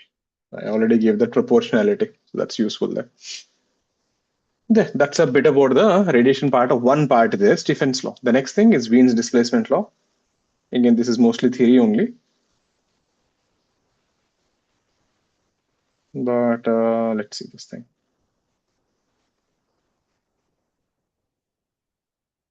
So when a body emits radiation, so when your body is emitting photon, it does not emit single wavelength, it emits all different wavelengths.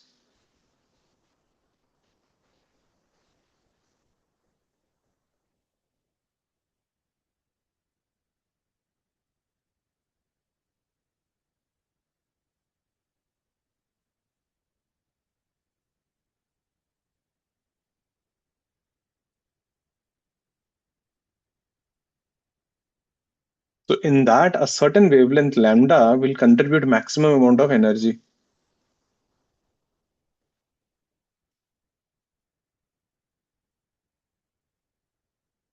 So certain wavelength lambda m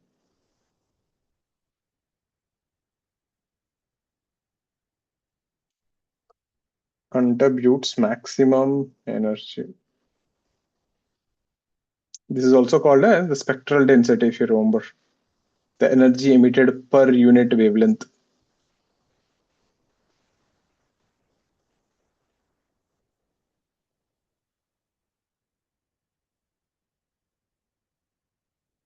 So the Wien's displacement law, what it says, if you take that particular wavelength, lambda m, and if you take the temperature of the body T, this will remain constant. This is derived experimentally. Let me give you more idea on this. But this is the result you should remember. And this constant is given by for black bodies.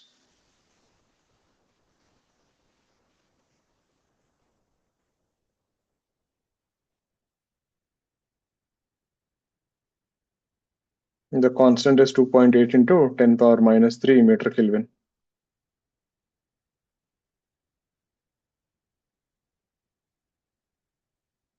So here lambda m is the wavelength which contributes maximum lambda, and T is the temperature of the body.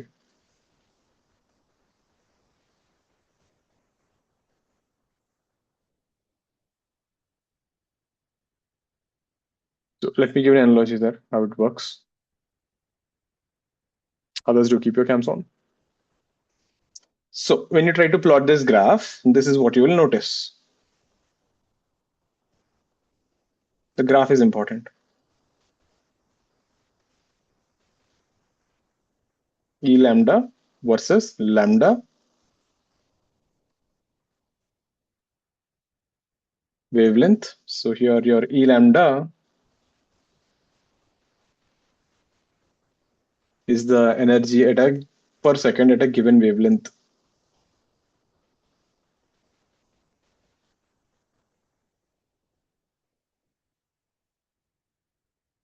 So if you look at this graph, this thing would look something of this sort. It would increase and then will just drop. It looks like the Maxwell distribution. This is your lambda m. This is your E peak. And this is for temperature T. So here the graph is changing with lambda. The whole graph has same temperature. Okay, so what does this mean exactly? Listen to this thing. I'll give you an analogy here. I told you this before, but I'll tell you this again. So look at this thing. What this thing graph is telling you, right? When the body is emitting photons, the photons with very small wavelength, again, small wavelength means more energy. So the body will emit very high energy photons, very small, very less of them. And you will emit very low wavelength photons, also very less. But in the middle somewhere, there is one particular wavelength which will give you the maximum amount of energy in that particular contribution. So the best way to think of this, right? Think of like this.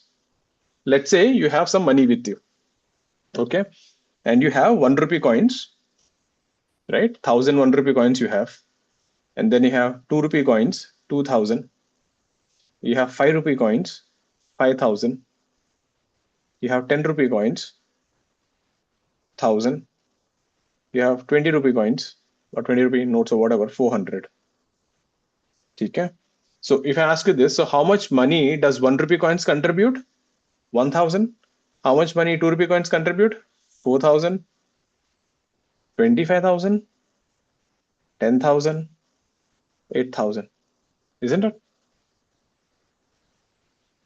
So now if I ask you this question, you have a lot of money with you, but which denomination is contributing maximum amount of money here?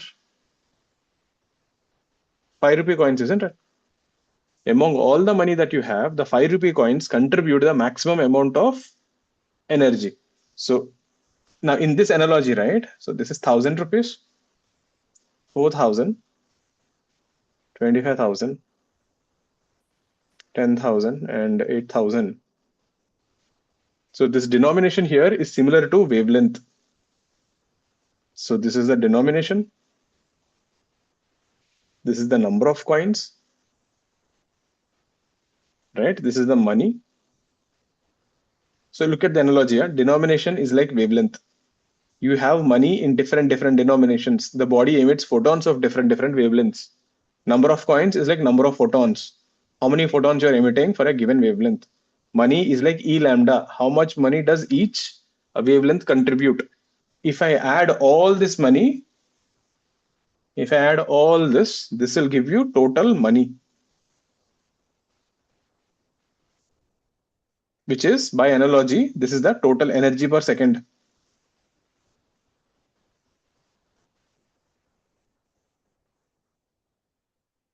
Which is sigma A E T power 4. So if you take up all the energy that is emitted, that is nothing but sigma A T power 4. Now in this contribution here, who is contributing the maximum amount of energy? 5 rupee coin. So the 5 rupee is your lambda M. 25,000 is your E peak. So here, the 5 rupee coins did not, contribute the maximum amount of money. So that is similar to lambda M.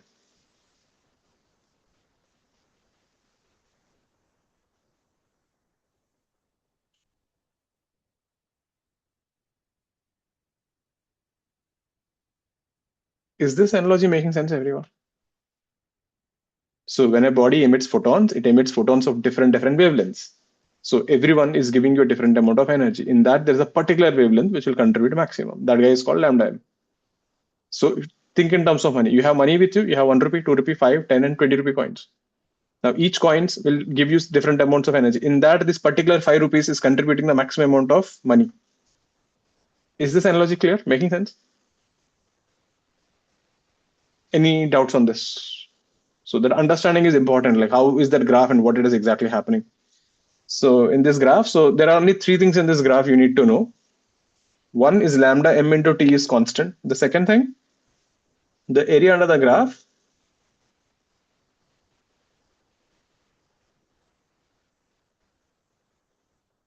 gives you the total heat per second.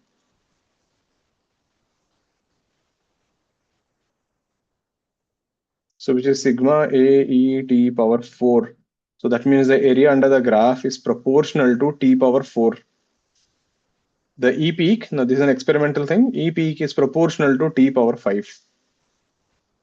And lambda M into T is constant. So there, these are the 3 formulas you have in this graph.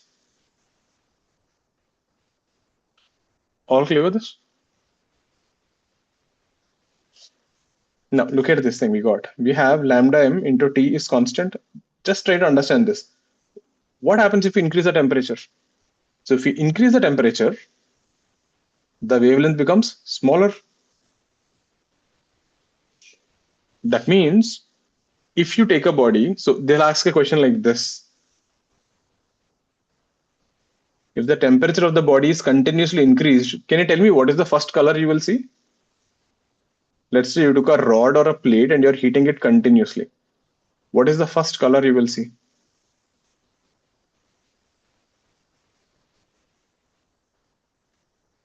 First, you will see which color? You will see first red. So when you're heating a body, right, it is emitting all photons, but yeah, low energetic photons. So initially you will get red wavelength plus infrared. Now we can't see infrared, so you think it is red. Now if you increase the temperature more, then what color you will see? Then you will see yellow. So basically now you are getting a mix of everything, little red, little yellow, orange, all these colors you're getting. If you keep heating, then what will you see? You will see white. Why? You're getting all the colors, Vibgyor. White is not a color. White is nothing but combination of all colors. right? So you get all visible range. The body becomes white. Yeah, assuming it doesn't melt before that. What happens if you increase even more? What is the next color you will see? You will see blue. After white, you get blue. Why? If you increase the temperature so much, you will get blue color light, plus you get ultraviolet. But ultraviolet you can't see. So you think it is blue. You're getting this? That means a blue star is more hotter than a white star. A blue flame is more hotter than a red flame. You can check it out. Huh? Go to the kitchen and switch on the stove and see. The starting color of the flame is blue. Once it comes out little outside, it cools down, becomes yellow color. Have you observed here stove ka flame? It has different colors. There, this is a picture there. Look at the colors here. So this is 1400. You can see little reddish, orange, yellow. It becomes almost white as the temperature rises.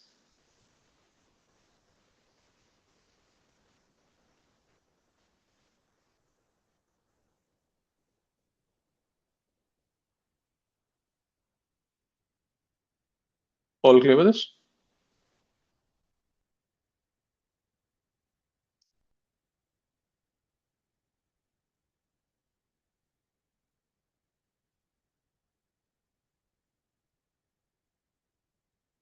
Look at this. I think last time I showed you that radiation, right? Did I show you the Muso black thing last time? Muso black, that room was painted with black paint. Apple was painted with Muso black. I showed you that, right? Yeah.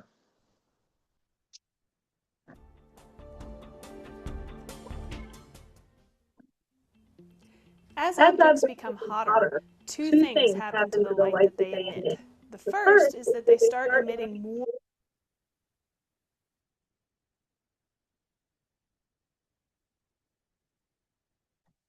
One second.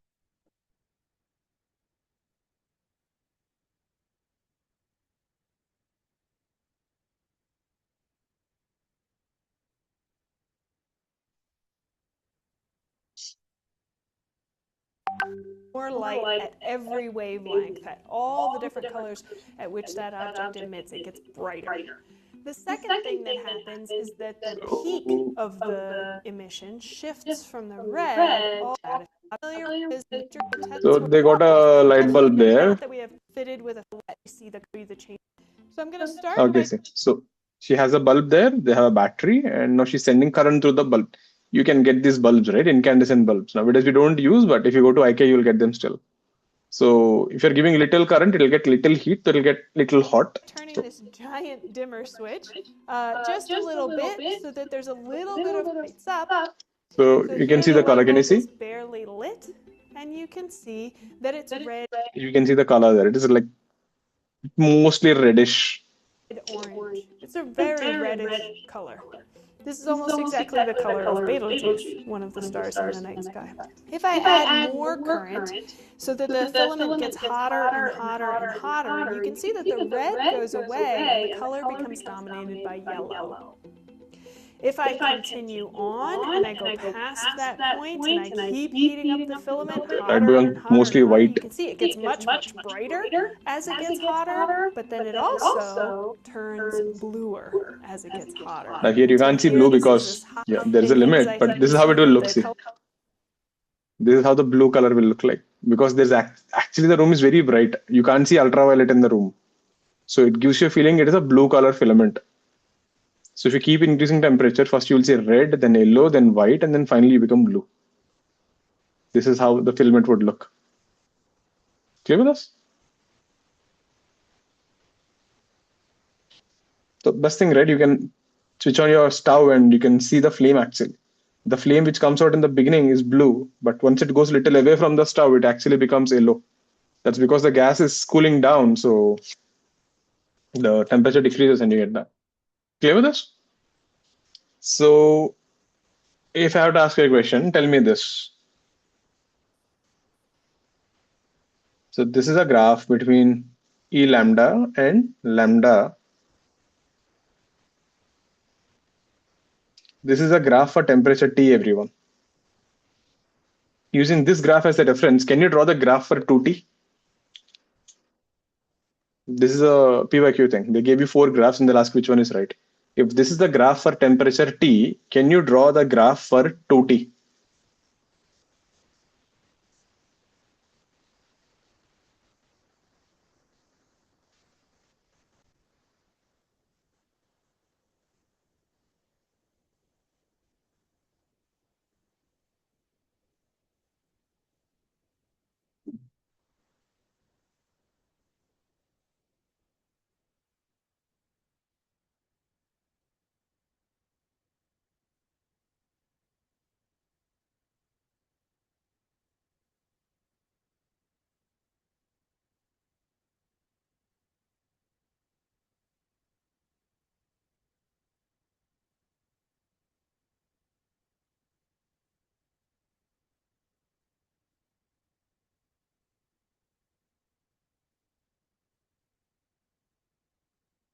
How do you guys think the graph will look? So let's see all the data points you have, okay? The first thing is lambda m into T is constant. That means if you double the temperature, the wavelength must become half. So that means the peak wavelength will be, so the peak will come somewhere here, lambda m by 2. That means you will emit higher energetic photons. The second thing, the area is proportional to T power 4. That means, right, so the area is actually integral E lambda d lambda, that is the area under the graph from 0 to infinity, is sigma AE T power 4. So that means this area will become T 16 times. So this graph would go up like this. So this will have 16 times the area.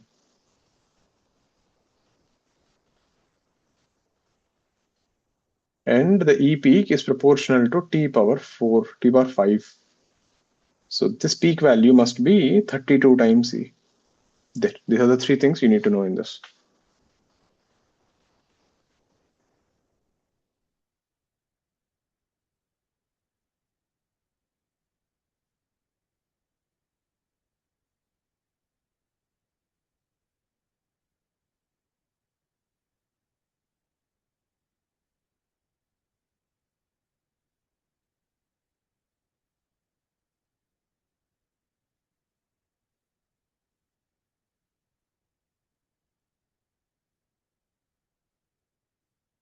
All clear with this?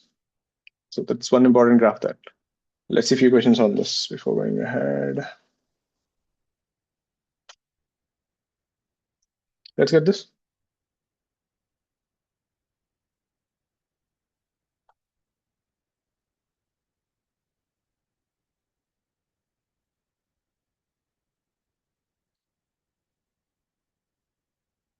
So here you need to arrange N1, N2, N3 in ascending or descending order.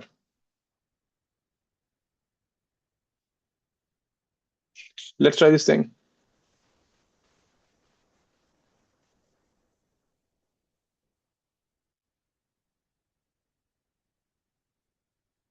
You guys need to focus a bit. I don't know why you guys are so exhausted nowadays.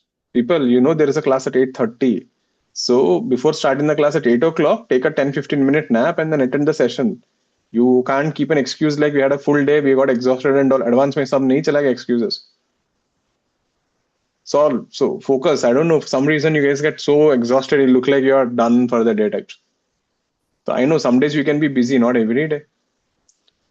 Sit straight, everyone.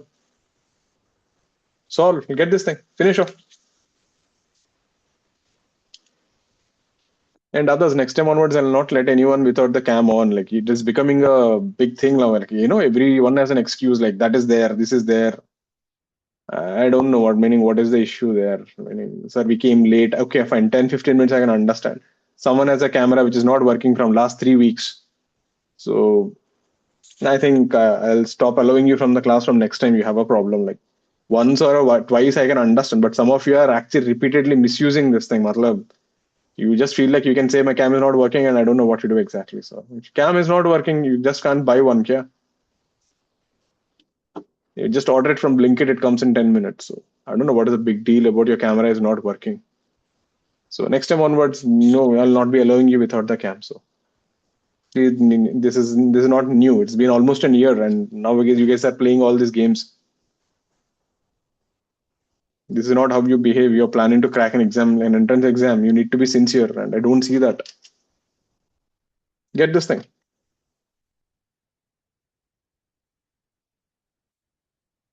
Your seniors are studying like mad, and there are people. Do you know that we are having doubt solving sessions till night 12:15? Their class starts at what, 8:30, and it goes till 11:30, 11:45. People sit and ask doubts. So people are taking things seriously. Your competition is putting a lot more work. I'll send you a study report of other students, the other offline batch which I have. When these people get a holiday, they're putting around 11 to 12 hours per day on a holiday. So some of you are doing time pass. I'm not saying all. Some of you are busy with your classes, but there are some of you who are not doing enough. You have time, you are distracted with your things. Some of you are genuinely trying your best. I told you to send reports. So most of you are not sending reports. I think in the entire class, there are 3 people who are sending reports. So how to do this thing? Let's get this. So we have 3 separate segments, equal area. Okay. So the area under this graph will give you the energy per second.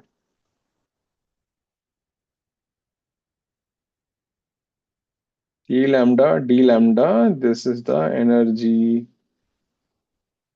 per second, right? So now this is same for all because you said area is same.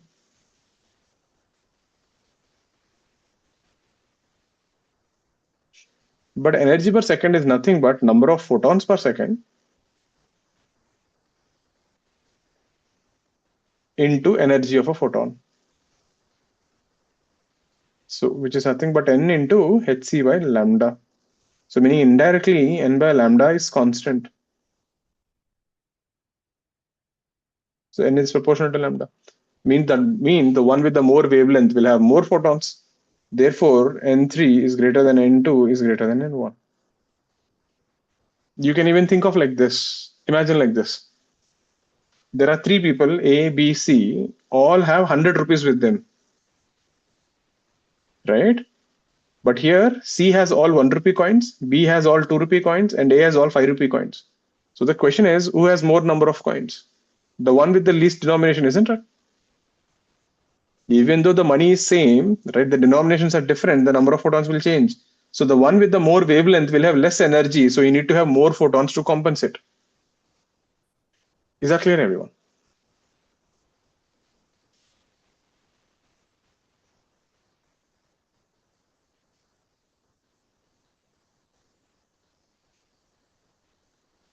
Okay, so that was one. So next class when we catch up, we'll continue from here, right? We are almost done. I think it'll take another half an hour. We'll wrap up the chapter, and then we'll start off with SHM in the next class. So when we catch up on Thursday, we will be done with heat transfer. We're left with something called Newton's law of cooling, which is based on convection, which is removed from the mains portion, but still there for advanced. So, okay, with that, we'll wrap up for the day. I'll see you guys again on Thursday. So we'll continue from here. So any doubts, anything else, please stay back and ask. And like I said, its heat transfer is almost done. So please start solving. If you have not done anything before in your classes, or even when you did, you left a lot in your material, please start solving. Heat transfer is very important for advanced perspective. Okay, with that, we'll wrap up for that. So any doubts, please stay back and ask. Also free to leave.